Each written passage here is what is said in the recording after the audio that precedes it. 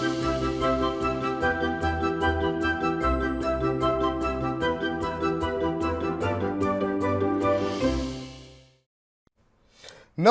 आभार, अभिनंदन, स्वागत आप सभी का। हेलो मनी नाइन, मेरा सवाल है मैं हूं विपुल सिंह। और लगातार तेजी के बाद 5 कारोबारी सत्र में हमने देखा कि लगातार बढ़त रही।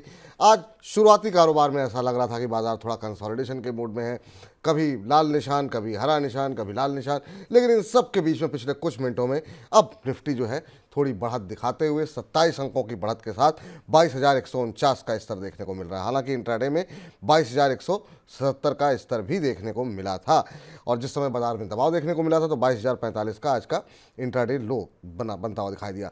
लेकिन बुल्स और बियर में काफ़ी ज़बरदस्त जो है आज फाइट देखने को मिल रही है, आज लड़ाई देखने को मिल रही है। एडवांस डिक्लाइन रेशियो को देख के तो कम से कम ऐसा ही लग रहा है अब से कुछ देर पहले जहां हम देख रहे थे कि बियर थोड़े से हावी पड़ते हुए दिखाई दे रहे थे और अब हम देख रहे हैं कि बढ़ने वाले शेयरों की संख्या थोड़ी ज़्यादा बढ़ती हुई दिखाई दी है।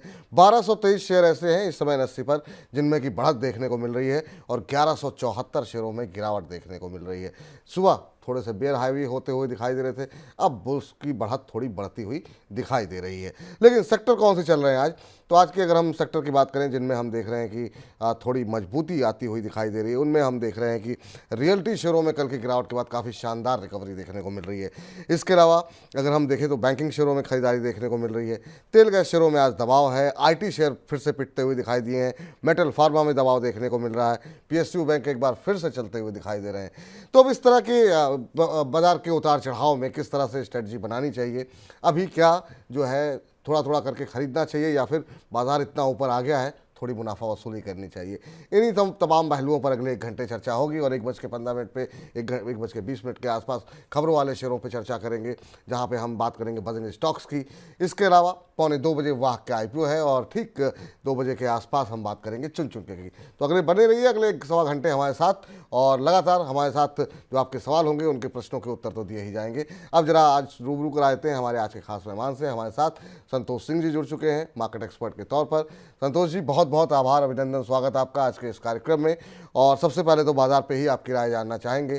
कल निफ्टी ने एक बार फिर से नया हाई छुआ है, रिकॉर्ड हाई छुआ, तो मतलब सर बाजार नीचे जाने को तैयार नहीं है। हर बार लगता है कि शायद एक बड़ा करेक्शन आएगा और उसके बाद एक नई अपॉर्चुनिटी मिलेगी, लेकिन जो तमाम घरेलू निवेशक हैं और तमाम लोग वो बाजार को गिरने नहीं दे रहे हैं।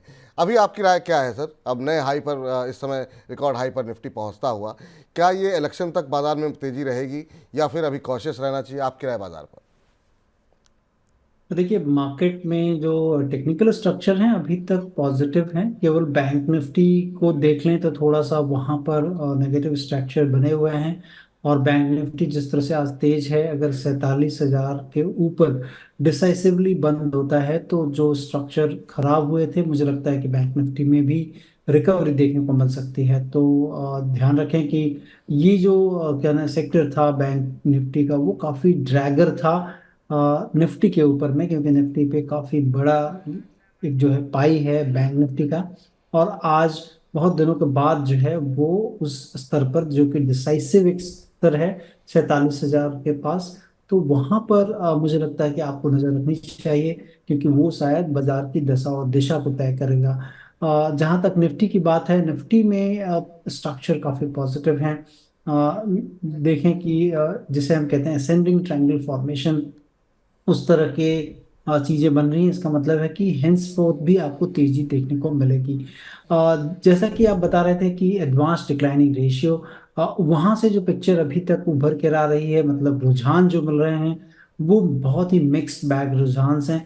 और जो एडवांस और डिक्लाइनिंग में बहुत ही थिन मार्जिन है, मतलब पाला किधर भी बदल सकता है। और निफ्टी भी अपने काफी रेजिस्टेंस के पास है, तो आपको नजर बना के रखनी चाहिए, क्योंकि जैसा मैं बता रहा था कि इन्फ्लेक्शन पॉइंट पे बैंक निफ्टी है और इन्फ्लेक्शन पॉइंट पर बिल और बेयर दोनों एक मशक्कत कर रहे हैं कि बाजार को कोई नीचे खींच रहा, कोई ऊपर की तरफ। तो जरा नजर बनाएं, थोड़ा सा बैकफुट पे रहें, कॉशियस रहें।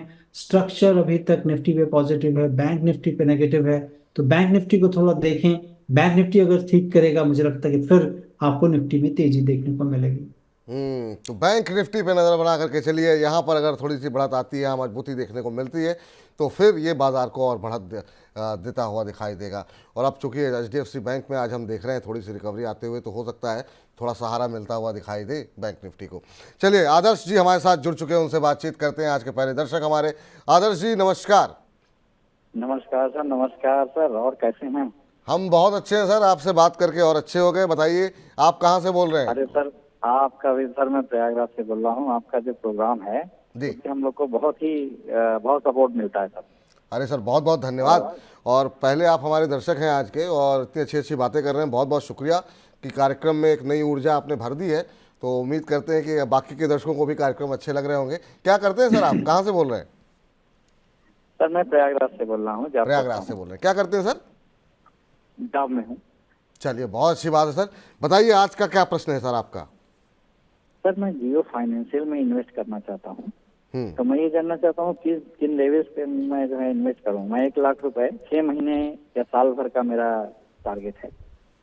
जियो फाइनेंस में आप नज़रिया लेना चाहते हैं, 6 महीने साल भर आप होल्ड कर सकते हैं। और आज हम बताएं आपको कि पिछले 1 घंटे के अंदर काफ़ी अच्छी रिकवरी यहाँ पर आती हुई दिखाई दी है। और हालांकि अब ऊपरी स्तरों से थोड़ा सा नीचे आया, लेकिन फिर भी 3% की तेज़ी जियो फाइनेंस के शेयर में देखने को मिल रही है। 282 का लेवल अब देखने को मिल रहा है। सर, आपसे जानना चाहेंगे, जियो फाइनेंशियल में पिछले कुछ दिनों में हमने देखा है कि अच्छी रिकवरी आई है। पिछले 1 महीने में करीब 17-18% के आसपास की रैली यहाँ पर आ चुकी है। अभी अगर पैसे लगाने हो तो थोड़ा क्या वेट करना चाहिए, या करंट लेवल पे जैसे कि 1 लाख रुपए लगाना चाह रहे हैं, या फिर अभी लगा देने चाहिए?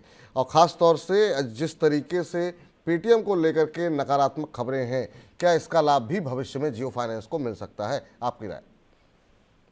देखिए, कंपनी जो बनी है अभी एकदम बहुत ही नेसेंट स्टेज पे है और काफ़ी बेबी स्टेप्स ले रही है कंपनी। और किसी भी कंपनी को एक बड़ी कंपनी होने के लिए उसको वक्त देना पड़ता है। और जैसा कि आपके दर्शक ने कहा कि 1 साल के अंदर का 6 महीने से 1 साल का नज़रिया है, मुझे लगता है कि अगर वो नज़रिया है आपका तो इस कंपनी को भूल जाना चाहिए। आपको यहाँ पर निवेश नहीं करना चाहिए, क्योंकि ये कंपनी बहुत दिनों से हम आपके ही चैनल पर बात कर रहे हैं कि 200 रुपए के आसपास जब था, बहुत अच्छे लेवल थे, वहां पर उसको लेना था। तो मुझे लगता है कि इन एवरी डिप अगर आप फॉल लें, इसको एक्यूमुलेट करें फॉर अ लॉन्गर टर्म, क्योंकि अभी जस्ट बेबी स्टेप्स हैं। कंपनी को बिल्ड करने में काफ़ी समय लगेगा, इनके इंफ्रास्ट्रक्चर को।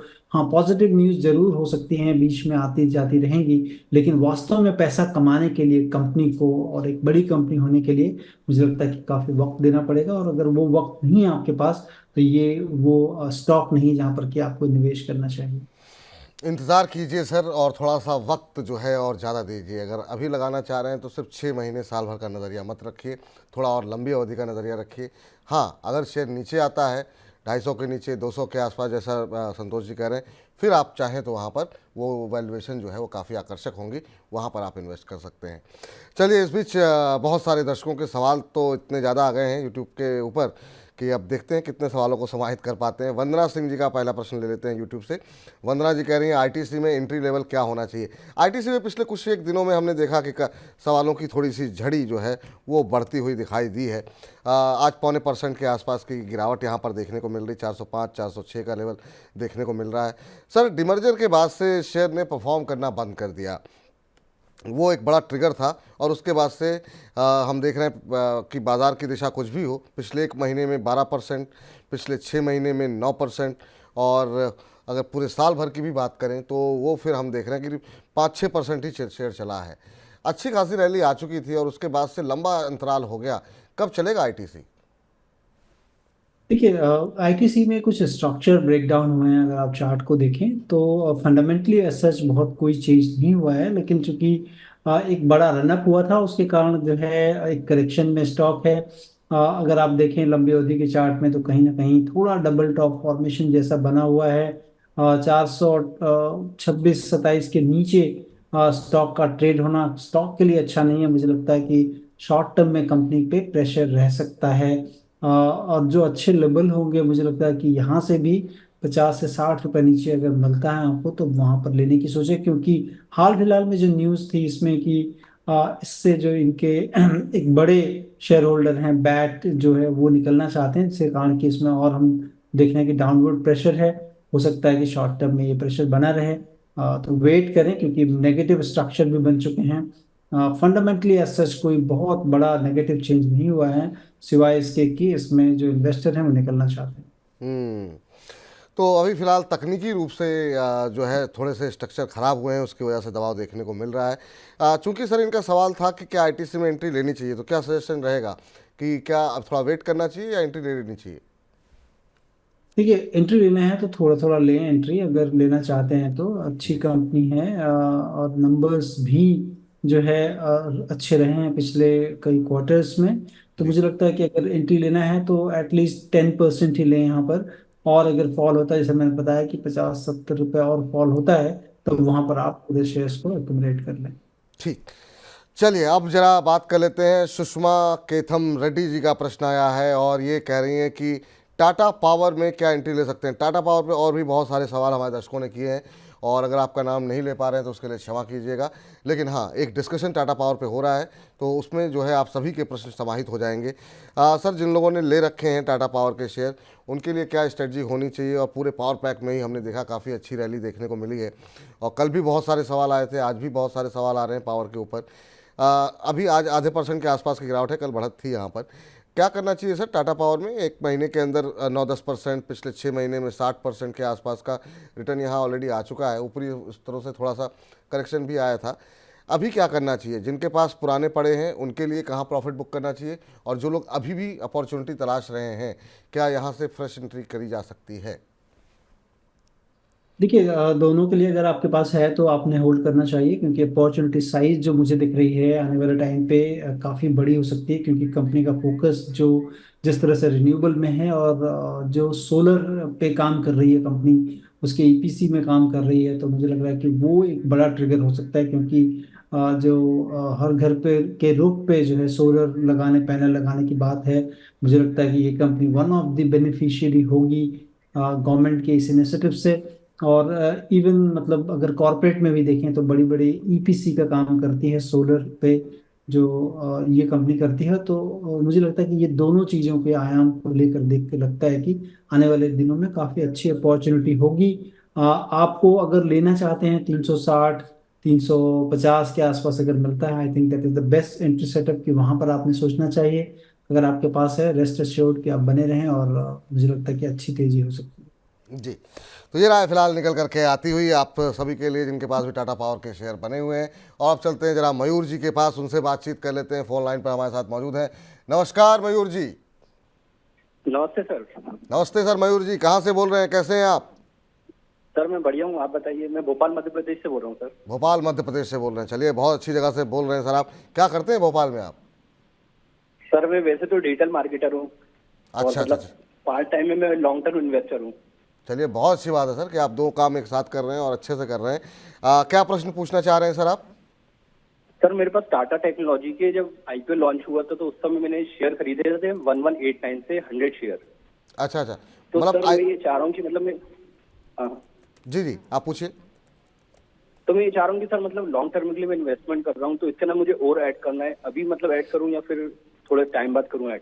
तो ये आपने आईपीओ पे आपको मिला नहीं, आईपीओ पे जब लिस्ट हो गया उसके बाद आपने लिए ना? हाँ सर। अच्छा अच्छा। और लॉन्ग टर्म का नज़रिया है आपका? हाँ सर।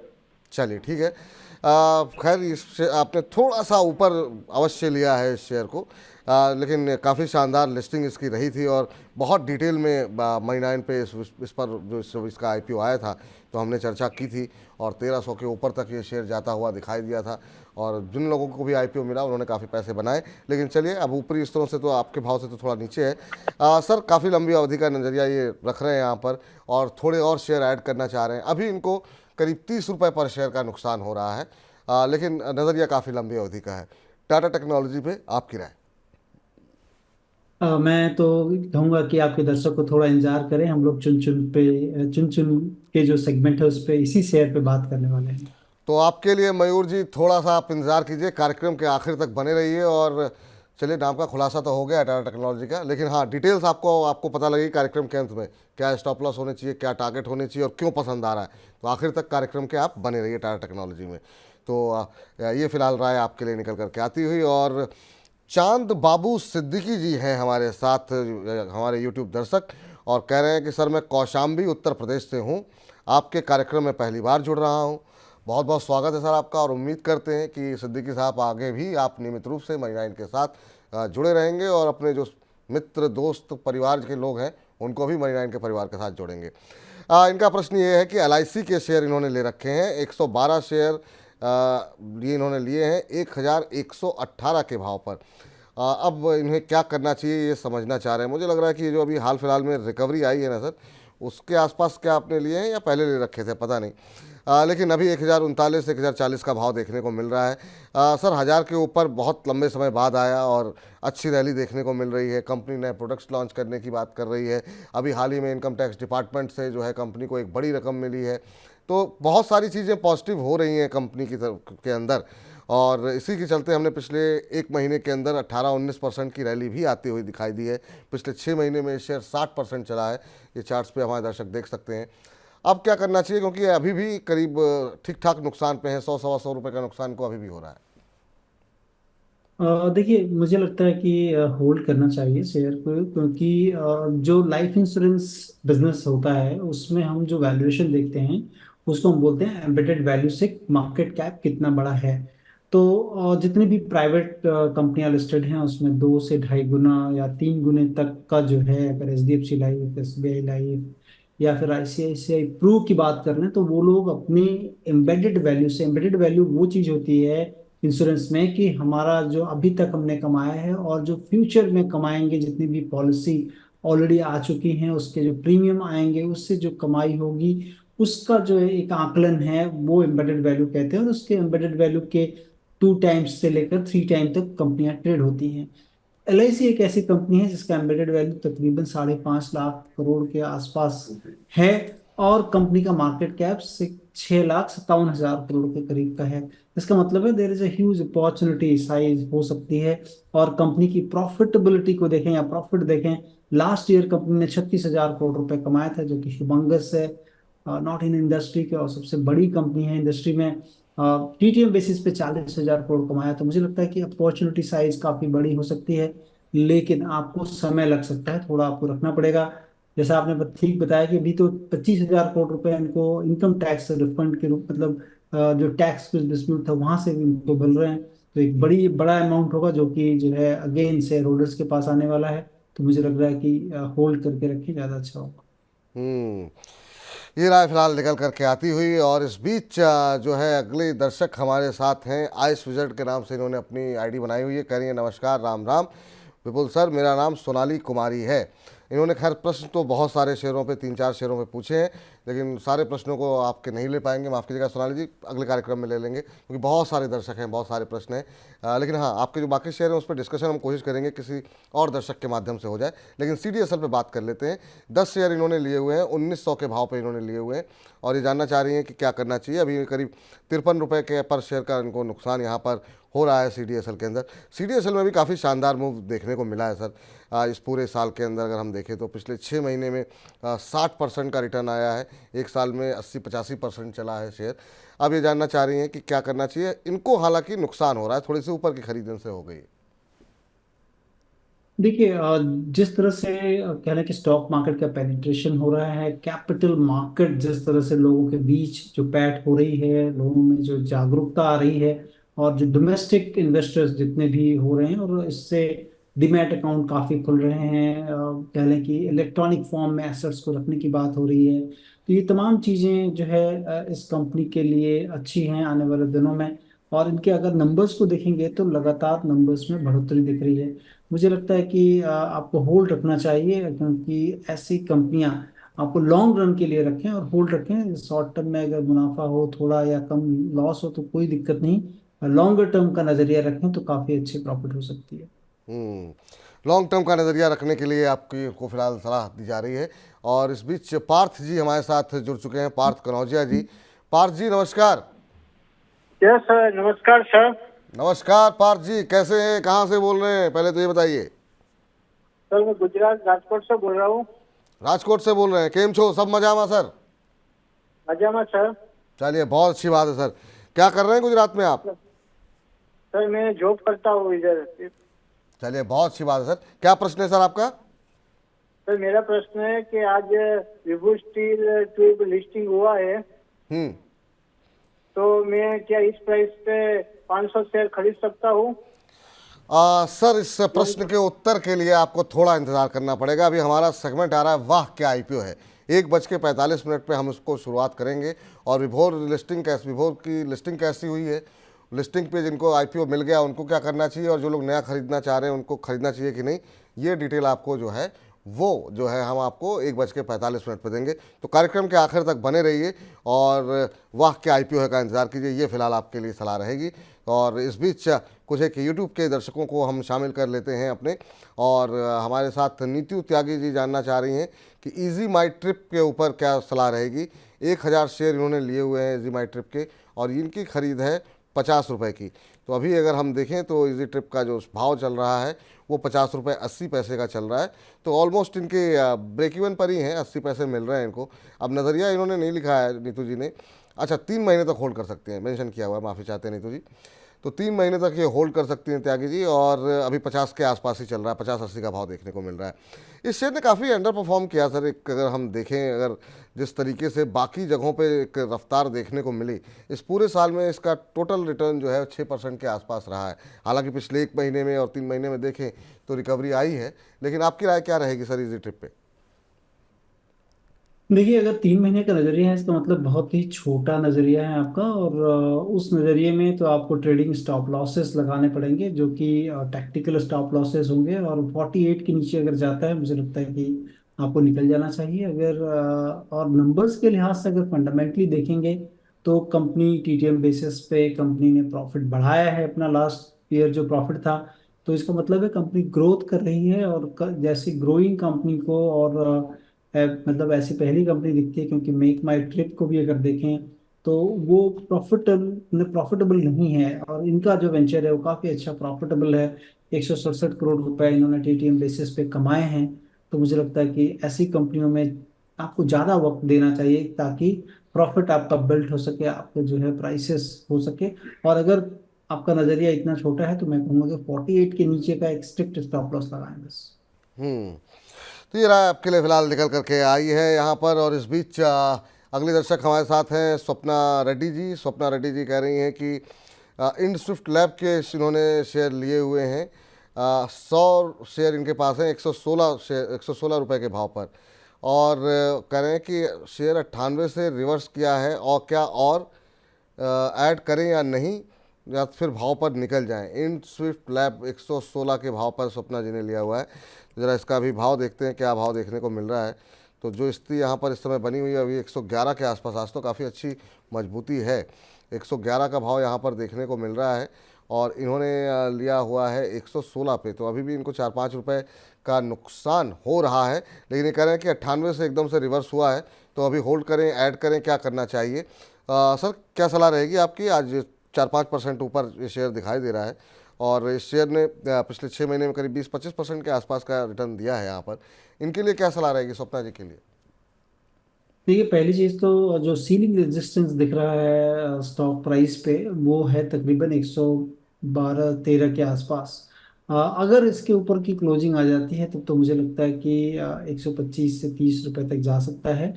लेकिन 112 से 13 काफी ध्यान रखें कि अगर यहाँ से रिवर्स हो जाएगा तो मुझे लगता है कि फिर आपको बेच देना चाहिए। आप जस्ट क्लोजिंग का वेट करें। क्लोजिंग अगर उसके ऊपर आती है तो डेफिनेटली इसमें तेजी होगी। और अगर नहीं हो पाता है, अगर बराबर 112-13 के नीचे अब फिर से दोबारा जाए, तो आपको फिर निकलने की सोचनी चाहिए। जी, तो 112-13 का वेट कीजिए मैम। अगर इसके ऊपर निकलता है तो निश्चित रूप से आपके भाव आ जाएंगे और आप प्रॉफिट में रहेंगे। लेकिन हाँ, अगर यहाँ से रिवर्स होगा फिर एग्जिट कर जाइए, क्योंकि फिर ये हो सकता है कि फिर नीचे के लेवल दिखाएगा, तो आपको नुकसान जो है आपका वो बढ़ सकता है। प्रिया रंजन दिशरी जी ने बोला है यस बैंक के बारे में। 300 शेयर लिए हुए हैं 28.45 रुपये के भाव पर। यस बैंक भी सर, ये 2-3 शेयर ऐसे रहे हैं जिसमें सुजलॉन शामिल है, यस बैंक शामिल है, जिसने मतलब जिन लोगों को भरोसा नहीं था और जो लोग आंख मूंद के पैसा लगाए थे उनको अच्छे रिटर्न दिए हैं। लेकिन जो लोग बहुत फंडामेंटल्स को फॉलो कर रहे थे और इन सब चीज़ शेयरों से दूर कर रहे थे, उनको बाद में काफ़ी लेट एंट्री उन्होंने ली इस तरह की शेयरों में, सुजलॉन हो, यस बैंक हो। अभी क्या करना चाहिए सर? पिछले 5 दिन में करीब 2.5% के आसपास टूटा है और पिछले 1 महीने में यहाँ करीब 11% की रैली देखने को मिली है। अच्छी रैली रही है सर, आपकी राय क्या होगी यस बैंक को लेकर के? अभी अगर हम इनको देखें तो थोड़ा सा नुकसान हो रहा है, 2 रुपये पर शेयर का इनको नुकसान हो रहा है। देखिए, पहली चीज़ तो फंडामेंटली जो है बहुत ज़्यादा मैं बुलिश नहीं हूँ इस पे, क्योंकि एक तो वैल्यूएशन जो है बुक वैल्यू के डबल पे है। मतलब प्राइस टू बुक जो है वो डबल है। कंपनी की जो रिटर्न ऑन इक्विटी है, return on capital, return on equity जिसे हम देखते हैं इसमें, वो 2% के आसपास है, जो कि काफ़ी जो है खराब है, होती है। बैंकों में एटलीस्ट जो है 12 से 14, 12 से के ऊपर अगर आप देखें, धीरे धीरे जब जाता है रिटर्न ऑन इक्विटी, तो वो ज़्यादा ठीक माना जाता है। लेकिन इस बैंक में एज सच कुछ नहीं हुई है रिकवरी, और नेट प्रॉफिट में भी ग्रोथ आपको नहीं देखने को मिल रहा है। 200-250 करोड़ की प्रॉफिट हर क्वार्टर आती है, जो कि मतलब अच्छी नहीं है उतनी। तो मुझे लगता है कि जितना जल्दी हो सके, जितनी जल्दी ऊपर आए स्टॉक प्राइस, तो आपको निकलना चाहिए। ठीक, चले तो ये राय निकल करके आती हुई। और इस बीच विवेक सक्सेना महादेव कह रहे हैं, सर आपका कार्यक्रम देख करके मन एकदम ताज़ा हो जाता है और दिन अच्छा गुजरता है। बहुत बहुत शुक्रिया विवेक जी, इतनी अच्छी टिप्पणी के लिए करें। लेकिन आप नाराज़ हैं, मेरा प्रश्न लेते हैं, क्षमा चाहते हैं सर, आपका प्रश्न शामिल नहीं हो पाया। एक बार दोबारा भेज दीजिए, कोशिश करते हैं लेने की। लेकिन आप देख ही रहे होंगे सवालों की झड़ी लगी रहती है, तो सेलेक्टेड शेयर लेने की कोशिश करते हैं जिसमें ज़्यादा से ज़्यादा सवाल हो। तो ये प्रयास रहता है कि कम से कम ज़्यादा से ज़्यादा ऑडियंस को हम एड्रेस कर सकें, उनके सवाल को कम से कम एड्रेस कर सकें। चलिए, इस बीच अनंत जी हमारे साथ जुड़े हैं, उनका प्रश्न ले लेते हैं। अनंत जी नमस्कार। नमस्कार नमस्कार सर। नमस्ते सर, कहाँ से बोल रहे हैं, कैसे हैं आप? सर अच्छा है सर, उड़ीसा से बोल रहा हूँ। उड़ीसा से। कहाँ से बोल रहे हैं? उड़ीसा उड़ीसा से। उड़ीसा से बोल रहे हैं, चलिए बहुत अच्छी बात है। कैसे लग रहा है मनी नाइन के कार्यक्रम आपको? हाँ अच्छा लग रहा है, हर दिन देख रहा है। चलिए बहुत अच्छी बात है, आपको ऐसे ही आगे अच्छा लगता रहे, यही हमारी कामना है। अच्छे मुनाफा आप कमाएं। बताइए क्या सवाल है आपका? अरे मैं अपोलो माइक्रो सिस्टम लिया था 125 रुपया 50 पैसा में फर्स्ट है। अच्छा इसको अच्छा, होल्ड करेगा ना एग्जिट कर देगा? एस्ट्रा माइक्रोवेव ना? नहीं Apollo micro system. Apollo micro system आपने लिए, 100 शेयर लिए हुए 125-50 के भाव पे? हाँ हाँ ठीक है। अच्छा अच्छा, और कितने समय तक होल्ड कर सकते हैं इसे आप? हाँ होल्ड कर पाएगा, 1 साल 2 साल अंदर में। 1 साल 2 साल होल्ड कर सकते हैं। 2 रुपये के आप नुकसान में हैं। अभी अगर शेयर की चाल पे नज़र डालें तो पिछले 5-6 महीने में काफ़ी अच्छी चाल यहाँ पर देखने को मिली है और उसके बाद से कंसोलिडेशन के मूड में शेयर है। पिछले 6 महीने में 120% चला और ये चार्ट पे आप देख सकते हैं पिछले कुछ दिनों से यहाँ पर एक दायरे में कामकाज करता हुआ चल रहा है। सर क्या सलाह रहेगी अपोलो माइक्रो सिस्टम के ऊपर? रुक सकते हैं ये? अभी इनके खरीद के आसपास ही है। अभी हाल फिलहाल में प्रमोटर और एफआईज ने जो है इस कंपनी के अंदर जो है वो हिस्सेदारी थोड़ी सी बढ़ाई है। आपकी क्या सलाह रहेगी सर?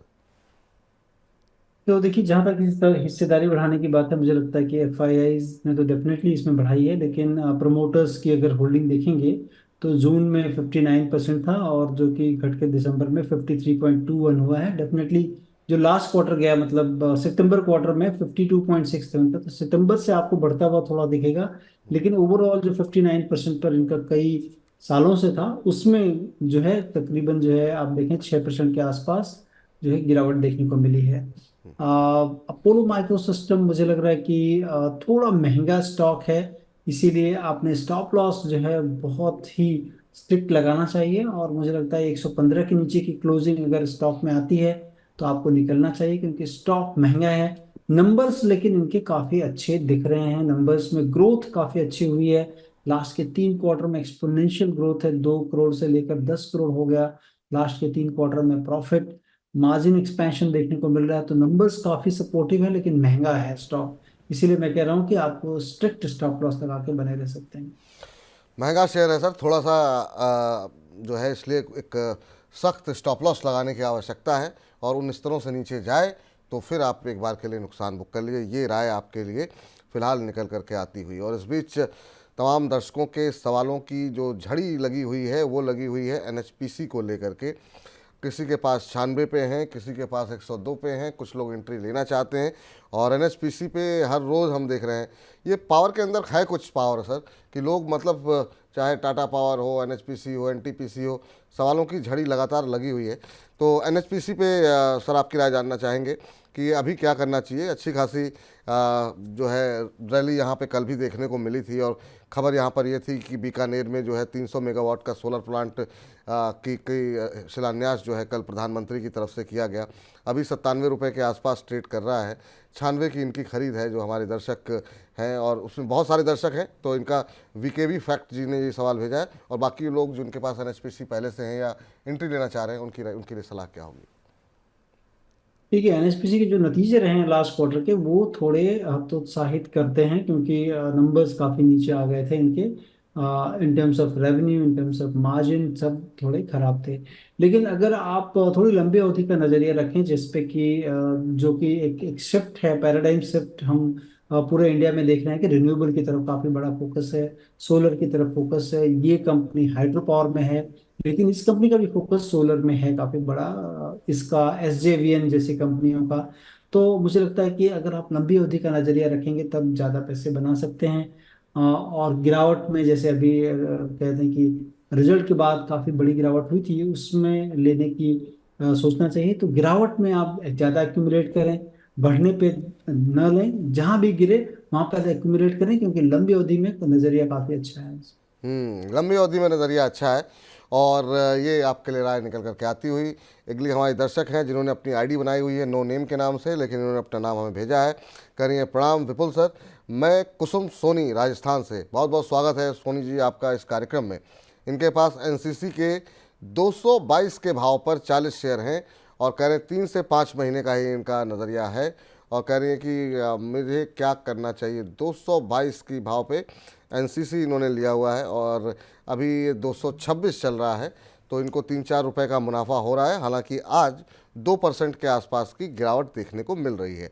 शेयर में अच्छी चाल देखने को मिली है, और पिछले 1 महीने में 17-17.5%, पिछले 6 महीने में 51% की रैली यहाँ पर देखने को मिली है। और पूरे साल की बात करें तो करीब करीब 150% का रिटर्न यहाँ पर आता हुआ दिखाई दिया है। सर क्या सलाह रहेगी? एनसीसी 3-4 रुपये के मुनाफे में है, 3 से 5 महीने का नज़रिया है, आपकी राय जानना चाहती हैं। देखिए, चूंकि नज़रिया थोड़ा छोटा है, तो मुझे लग रहा है कि इसमें स्टॉप लॉस लगा लें, जो कि टैक्टिकल होगा काफ़ी। 219 के नीचे की अगर क्लोजिंग आ जाती है स्टॉक में, तो आपको निकल जाना चाहिए। अदरवाइज राइड द टाइड करें, क्योंकि जिस तरह से केपेक्स है गवर्नमेंट का जो सारी जगह पे, तो ये सारी कंपनियां जो कि इंफ्रास्ट्रक्चर बिल्ड करने में हैं, उनको काफ़ी लाभ मिलेगा। लेकिन चूंकि एक अच्छा रनअप ऑलरेडी आ चुका है, स्टॉक प्राइस अब धीरे धीरे बढ़ रहे हैं, जो कि प्रीवियसली तेजी से बढ़ रहे थे। इसका मतलब है कि मोमेंटम स्लो डाउन हो, डाई डाउन हो रहा है। और मोमेंटम अगर रुकता है स्टॉक में, तो गिरने की संभावना बढ़ती है। इसलिए आप 219 के नीचे का एक स्टॉप लॉस जरूर बना लें। जी, इस बीच हमारे एक और दर्शक हैं, I proud to be Indian के नाम से इन्होंने अपनी आईडी बनाई हुई है, और कह रहे हैं कि सर मैंने रिलायंस पावर के 1000 शेयर 16 रुपये के भाव पर खरीदे हैं, क्या मैं होल्ड करूं या सेल कर दूं? सर एक तो ये हमने देखा है कि जहां कहीं भी पावर का नाम लगा, शेयरों में काफ़ी तेज़ी देखने को मिली है, लेकिन रिलायंस पावर जैसी कंपनी में क्या पैसे लगाने चाहिए? क्योंकि जिस तरीके का प्रदर्शन अगर हम इस शेयर की बात करें देखने को मिला है। अब इन्होंने हालांकि लिए हुए हैं, और मुनाफे में भी है। 16 पे इन्होंने खरीदे हैं, कह रहे हैं नहीं, इन्होंने लिए हुए, हाँ 16 रुपये के भाव पे खरीदे हुए। अब ये शेयर आ गया 26 रुपये पे, प्रॉफिट में है ये। इस शेयर में भी हमने देखा है कि अच्छी रैली देखने को मिली थी बीच में। पिछले 6 महीने में करीब 62% के आसपास की रैली देखने को मिली है। लेकिन क्या पावर के नाम पे कुछ भी खरीद लेना चाहिए सर, आपकी राय? डेफिनेटली पावर के नाम पे सब कुछ तो नहीं खरीदना चाहिए, लेकिन ये कंपनी काफ़ी जो है टर्मोइल से गुजरी है। नंबर्स के लिहाज से अगर देखेंगे तो कंपनी को लास्ट के 3 क्वार्टर में प्रॉफिट नहीं है। बीच में केवल मार्च 2023 के क्वार्टर में कंपनी ने 257 करोड़ रुपया कमाया था, क्योंकि कंपनी को अदर वे से इनकम आई थी, अदर इनकम के थ्रू आया था। तो ये जो है नोट करने की बात है कि कंपनी में एक तो लोन 20,000 करोड़ के ऊपर का लोन है। कंपनी में ऑपरेशनल प्रॉफिट इतना नहीं है कि वो अपने इंटरेस्ट को सर्व कर सकें। और ये सारी चीज़ें, दिक्कतें कंपनी के सामने हैं, आपके सामने। जैसे अभी थोड़ी देर पहले हम एनएचपीसी बात कर रहे थे, एसजेवीएन बात कर रहे थे, और Tata power for that matter है। तो ये तमाम कंपनियां हैं जो कि बहुत वेल रन हैं, अच्छा कैश फ्लो है। तो मुझे लगता है कि वहां देखना चाहिए। और आपके दर्शक ने पूछा है कि निकल जाए क्या, तो मुझे लगता है कि 26 रुपए के नीचे, या आप समझ लो 25 के नीचे की क्लोजिंग अगर आ जाती है, तो आपने एक बार जो है स्क्वायर अप करके पोजीशंस जो इन कंपनियों को बताया गया वहां पर आप ध्यान दे सकते हैं।